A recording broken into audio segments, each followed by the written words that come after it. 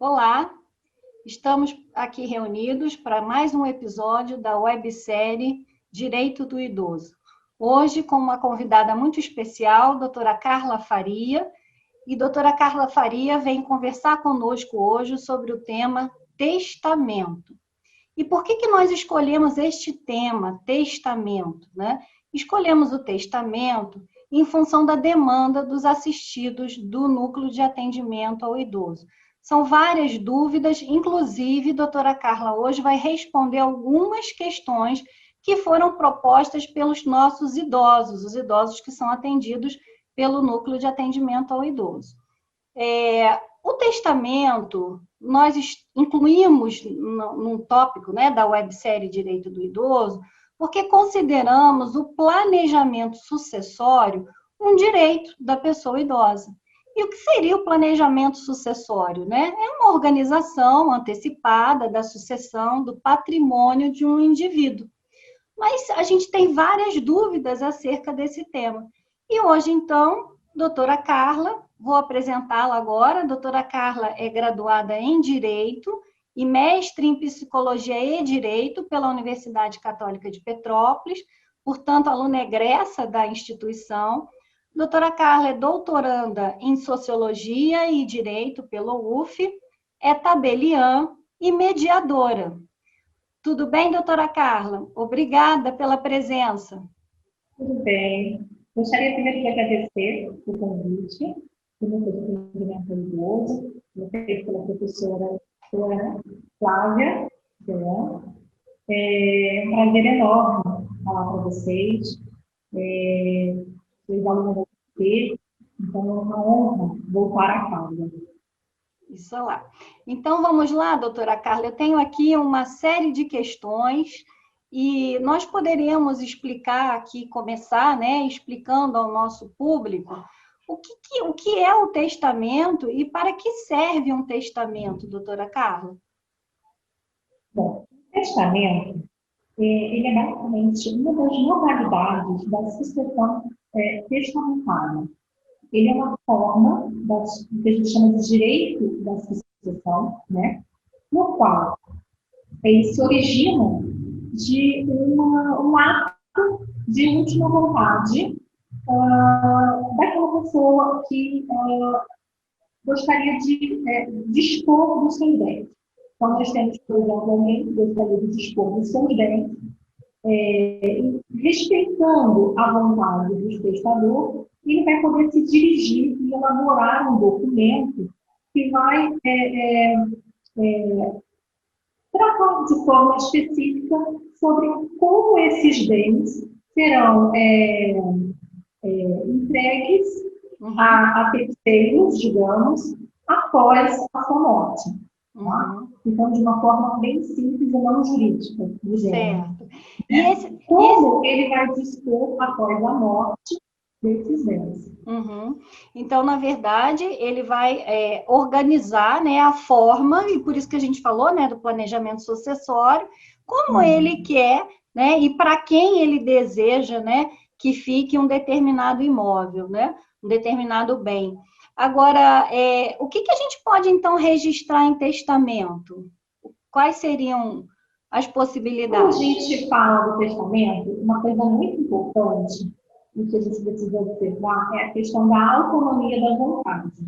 O testamento ele tem como base, como objeto, dispor, observar a vontade daquele que tem um patrimônio, tem bens, né, ou direitos, ou a vontade daquele que deseja dispor.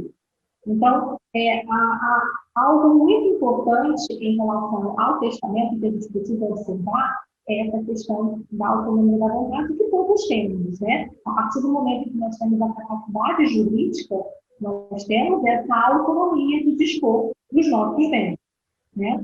Então, quando a gente pensa em dispor de bens, dispor de direitos a partir do testamento, nós temos aí a possibilidade de disposição patrimonial e disposição extrapatrimonial. Como disposição patrimonial, nós temos aí a possibilidade de dispor de bens imóveis, bens móveis, que, que constituem o que a gente chama de patrimônio, né? Patrimônio material. Né? E nós temos a questão extra-patrimonial, então a questão dos direitos, e que a gente pode também inserir essas disposições de vontade no testamento, no negócio jurídico elaborado a partir da autonomia da vontade. E aí a gente tem como exemplo de uma disposição extra-patrimonial a possibilidade de reconhecimento de um filho, a possibilidade de instituir um bem de família, a possibilidade de constituir uma fundação. E a gente também vai ver depois a possibilidade também de se construir um testamento vital, que é quando você dispõe como você gostaria de ser tratado em caso de alguma doença, em caso de algum tratamento específico de saúde. Então, tudo isso fica registrado, digamos, fica registrado em cartório, digamos, como testamento público, né? E aí você tem essa possibilidade de dispor e dizer ao outro, dizer o que você gostaria de consolidar, qual é a sua vontade consolidada naquele momento. Mas uma preocupação que nós verificamos aqui, os nossos idosos, eles costumam perguntar, né? A questão é, eu posso dispor de todo o meu patrimônio? Será que eu posso fazer um testamento? E nesse testamento eu vou indicar, então, a minha neta e ela vai receber todo o meu patrimônio? E aí a questão é, será que há limitação legal para dispor, né? No caso, como a senhora colocou agora, disposição patrimonial, né? Então, eu quero, eu tenho valores na minha conta corrente, eu tenho esse imóvel, ou eu tenho aquele automóvel. Então, como é que existe um limite? Será que eu posso testar todos os meus bens, doutora Carla? Como funciona? Todos os bens, a lei não permite. A lei brasileira, ela especifica uma limitação legal ao poder de disposição através do testamento. Então, nós temos aí a possibilidade de dispor de 50% dos bens, que é a limitação que a gente chama de legítima. Nós temos 50% dos bens que se chamam legítima, e esses 50%, eles se encaixam no que a gente chama de vocação hereditária, que são aquelas pessoas determinadas pela lei que irão receber a herança. Então, esse rol de legitimados, de herdeiros, né, eles devem ser respeitados com 50% do patrimônio. Então, assim, é muito comum, né? Imagina, se eu tiver um único imóvel, eu posso... a senhora disse que eu preciso reservar 50% do meu patrimônio para os meus herdeiros, né? Que é o que a gente está chamando de legítimo. Agora, os outros 50% eu posso testar, né, direcionando para uma determinada pessoa, como a senhora colocou, um terceiro. Agora, se eu tiver um único imóvel, eu posso fazer um testamento também? Então, existe essa possibilidade. Não há... Ainda que você tenha um único imóvel, é possível que 50% de todos os seus bens sejam direcionados a partir do testamento para quem foi indicado. E esse indicado, quem é que... Sim, e quem poderia ser contemplado, então, com o testamento? Existe alguma restrição? Qualquer pessoa pode ser contemplada com o testamento? Quem que pode receber bens?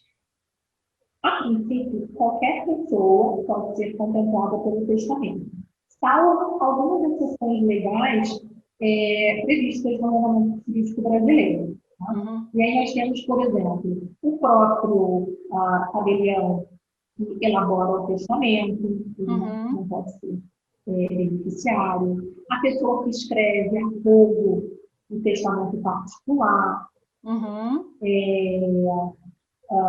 mas temos aí também a concubina, que é assim que o povo chama, né?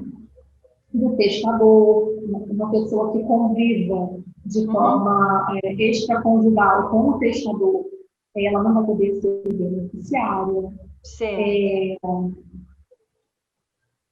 Se eu não me engano, são algumas opções Mas, de pessoas que não podem ser beneficiadas. Sim, mas no nosso caso específico, né, como estamos aqui falando, inclusive, e para os idosos, existe algum impedimento, o fato, a condição de idosa ou de idoso é um impedimento para testar? Porque essa é uma dúvida muito recorrente, né? Existe uma idade máxima para que eu possa fazer um testamento ou não? Porque os idosos, eles ficam muito receosos e não têm informação acerca dessa questão.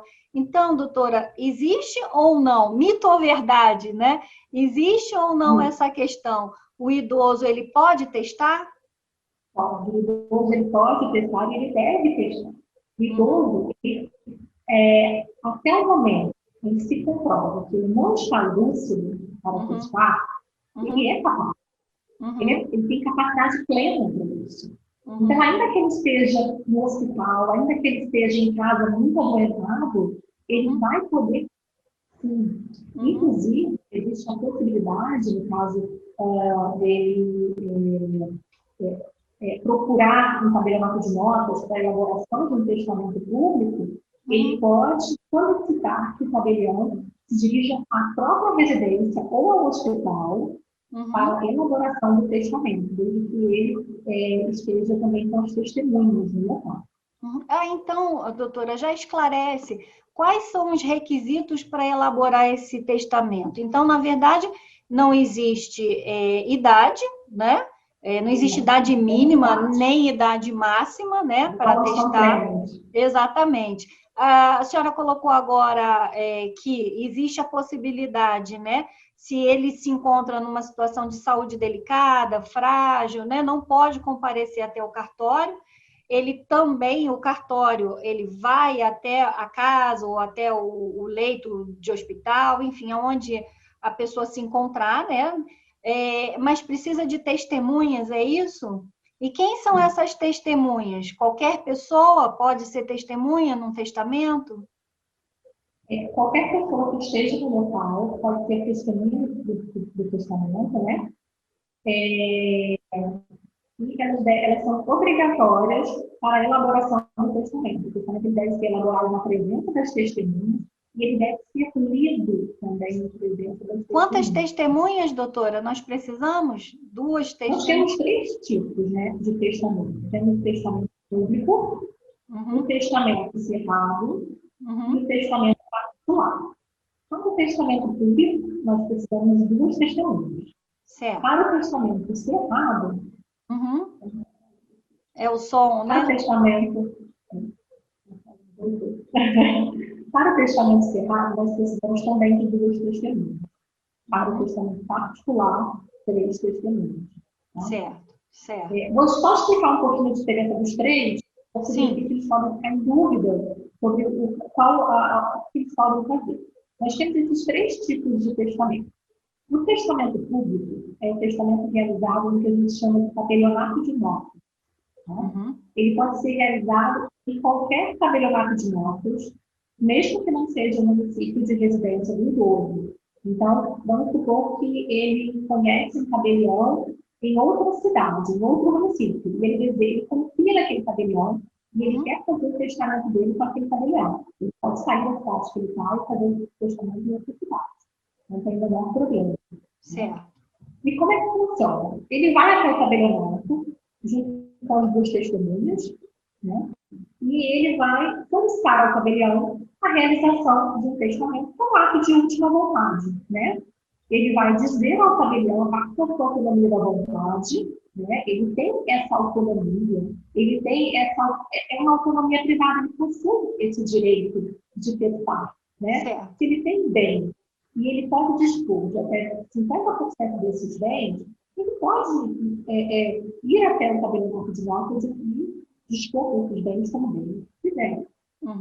Ele vai até o tabelião e fala, olha, eu quero fazer o testamento. O tabelião fala, ok. as testemunhas estão aí? Sim. Então, ele vai falar, olha, eu desejo deixar fulano 50% dos meus bens. Ou então, o imóvel X. Tudo isso vai ser escrito pelo tabelião, vai ser lido em voz alta para as testemunhas e para o testador, e todos, de acordo, é lavrado o que a gente chama de testamento público.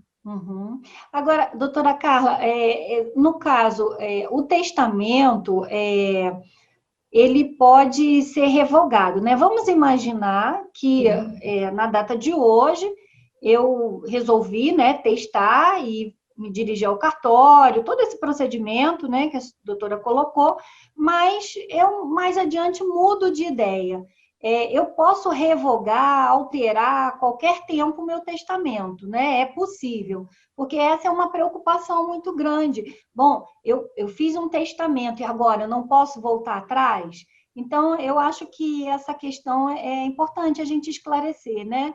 E existe essa possibilidade, né? A autonomia privada, a autonomia da vontade do testador, ela não se consolida naquele momento que ele dispõe.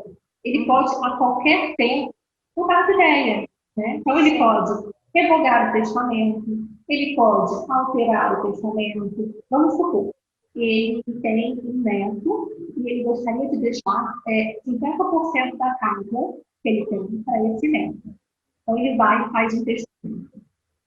Alguns anos depois, nasce outro neto. Certo. E aí ele fala, bom, agora eu tenho 2 netos, o que eu vou fazer? Eu tenho 50% da casa para dispor. Ele volta lá no cartório e fala, olha, eu quero alterar esse testamento, eu quero deixar 25% para cada neto.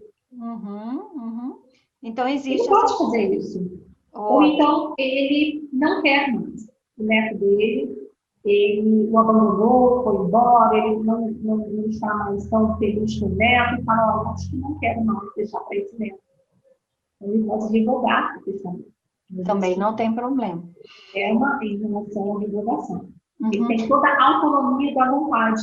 Eu acho que o que precisa ficar muito claro, e que eu acho que a nossa palavra do dia é a autonomia que o idoso tem para dispor, para revogar, para alterar o testamento. Outra questão... Demonstra a dignidade dele em poder dizer, em poder estabelecer o que ele quer. Certo. Agora, o fato da realização, né, do testamento, ela retira, né, nós estamos falando dessa autonomia do idoso em realizar o testamento, mas ela não tira a autonomia patrimonial, né? Se eu fiz um testamento, mas se eu preciso, por exemplo, né, ou decido vender aquele imóvel, o imóvel está desembaraçado, né? Eu não tenho obrigação de manter aquele imóvel porque eu tenho uma escritura de testamento. Essa é uma situação que é muito recorrente no núcleo de atendimento ao idoso. É uma questão que os idosos se preocupam. Mas eu não vou testar, porque se eu fizer um testamento, eu não posso vender o imóvel. Não é verdade, né? Então, seguindo a linha do mito ou verdade, mito, né, doutora Carla? Então, existe autonomia patrimonial. Sim. A partir do testamento, a gente estabelece um ato unilateral, ou seja, o testador ele dispõe daquele bem após a sua morte. Certo. Então, o momento em que aquele negócio ele vai produzir os seus efeitos é após a morte do testador. Antes da morte do testador, ele tem total ingerência, total disposição sobre os seus bens. Então, ele pode, inclusive, vender os seus bens. Ai, perfeito. E outra questão seria em relação perde a validade, né? Após o testamento, né? O que a senhora colocou, até a morte, eu posso dispor do meu patrimônio da forma que eu quiser. Então, esse testamento só terá validade após a minha morte, né? Até a minha morte eu posso alterar, modificar, posso vender o patrimônio, não há problema nenhum. Agora, se esse testador, se ele perde a lucidez, esse testamento perde a validade ou não? Como é que funciona essa questão?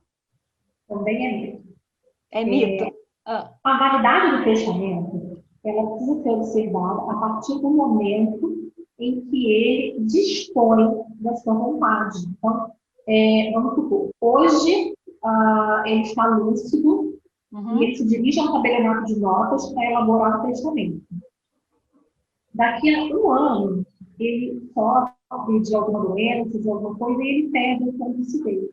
Ele não é mais capaz de elaborar um testamento. Esse testamento elaborado naquele momento anterior, ele possui muita lucidez para dispor do seu patrimônio, ele permanece válido. Ele não perde a validade por uma incapacidade posterior à disposição de vontade. O que conta é o momento em que ele elaborou o testamento. Certo, é uma informação extremamente importante. Uma coisa importante que eu até me lembrei agora, que a gente pode até voltar um pouquinho para falar, é a questão da possibilidade daqueles que não sabem ler, os analfabetos, de fazerem testamento. Ah, sim. Explica essa situação, doutora Carla. Não há impedimento, né? Não existe impedimento para que o analfabeto, a pessoa que não sabe ler, ou que não tem que a gente chama de analfabeto funcional, né? Ele pode sim fazer o testamento. Os cegos podem fazer o testamento. Então, nós temos aí algumas questões que devem ser observadas, porque às vezes você pensa, não, mas nesse caso, será que eu posso fazer um testamento? Pode sim. Pode fazer um testamento, né? Agora, nós colocamos a situação de que o tabelião ele pode se dirigir, né, até o local onde aquela pessoa estiver, em nosso caso, aonde o idoso se encontrar. Mas a gente está vivendo, doutora Carla, um momento de isolamento social, né? Que nos foi imposto, mas é necessário. E aí, eu tenho mais uma questão. Existe a possibilidade da lavratura dessa escritura de testamento de forma remota, sem que o idoso compareça, né, para evitar essa exposição, né, do idoso? Como é que vai funcionar? Parece que existe uma permissão legal agora para esse ato de disposição aqui de vontade de forma remota. A senhora pode explicar para a gente como funciona? Posso, sim. Bom, você sabe que a gente acabou de passar, estamos passando por uma pandemia. Nós estamos surpreendidos com uma questão que o distanciamento social ele se tornou necessário. Acompanhando essa necessidade de dar continuidade aos atos notariais, né, e chegar até o usuário de forma remota, foi autorizado pelo Conselho Nacional de Justiça, pelo CNJ, que os tabelionatos de notas realizassem os atos de forma remota, de forma virtual. Então, a partir dessa autorização do Conselho Nacional de Justiça, nós poderemos realizar os atos notariais de forma remota, inclusive a questão do testamento. Então, nós teremos aí uma sessão virtual no qual o tabelião ele vai escutar o testador de forma remota, presentes também duas testemunhas, e vai lavrar o testamento público a partir dessa sessão, né, com a chancela eletrônica. Então, da mesma forma que nós hoje estamos aqui, né, reunidas virtualmente, existe essa um paralelo, né? Isso, existe essa possibilidade. E a senhora, doutora, como tabeliã, né, já está preparada para atender as pessoas, né, nesse novo formato, né? Então, existe essa possibilidade da lavratura da escritura de testamento. Isso pode ser feito em todos os tabelionatos de notas do Brasil. Agora, só retomando, a senhora afirmou que a parte, ela não precisa, agora a senhora colocou em todos os tabelionatos do Brasil, né? A senhora parece que afirmou que o idoso ou qualquer pessoa, você não precisa estar no próprio município onde você reside. Então, eu imagino, se eu resido aqui em Petrópolis, mas quero fazer ou lavrar essa escritura em Minas, é possível? Existe essa possibilidade? Eu não estou nem circunscrita à questão do Estado, eu posso fazer... fazer no Acre. Olha, interessante. Então, eu concluo que não há impedimento nenhum para que o idoso se organize, né, e planeje, né, que haja um planejamento sucessório, porque não existe nem a necessidade de sair de casa, né? Existe essa possibilidade da gente conseguir lavrar essa escritura de testamento, né? Bom, muito interessante essa questão de você escolher o tabelionato de nota, você de cartório, que vai elaborar o testamento dele, pelo seguinte, quando você escolhe um tabelionato de notas, uma coisa muito importante é a confiança que você tem naquele tabelião. Uhum. Se você confia naquele tabelião, ele vai ser indicado para fazer o seu testamento. Então, ele pode estar no mesmo município que você, ou em outro município, ou em outro estado. Então, essa questão da territorialidade, né, digamos, a escolha do tabelião, ela se dá pela confiança que o idoso ele vai ter em relação àquele tabelião para fazer o seu próprio testamento. Uhum. Doutora, nós já estamos aqui nos encaminhando, né, para o final deste encontro, porque com certeza a doutora Carla vai estar conosco o mais breve possível, né, em outros episódios, mas tem mais uma questão que eu gostaria que a senhora esclarecesse com relação às vantagens. Então, é vantajoso ou não testar? Vale a pena ou não utilizar o instrumento, né, o testamento, como forma de planejamento sucessório? Bom, eu compreendo que o testamento ele é um instrumento muito importante no que a gente chama de planejamento sucessório. Ele entrega ao idoso, ou aquela pessoa que gostaria de dispor dos seus bens, do seu patrimônio, a autonomia.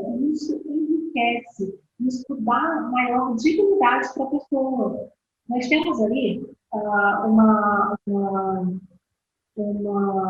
a questão da legítima e da vocação hereditária, que é algo estabelecido por lei, e que às vezes não funcionam para todos. No sentido de que, às vezes, você não vai considerar justa a vocação hereditária estabelecida pela lei, ou seja, aquelas pessoas que, pela lei, são seus herdeiros. Sim. Às vezes, as pessoas estabelecidas pela lei, os herdeiros necessários, não são aquelas pessoas que você gostaria que fosse o seu patrimônio, que você construía com tanto carinho, com tanta luta, com tanta batalha. Sim. E aí, quando essa lista dessas pessoas que herdariam os seus bens, para você não é justa, esse 50% que representa uma parte disponível e que você pode entregar a outras pessoas através do testamento, ele te entrega dignidade, ele te entrega autonomia da vontade. Né? Ele te dá maior dignidade para se colocar a sua vontade, colocar a sua voz.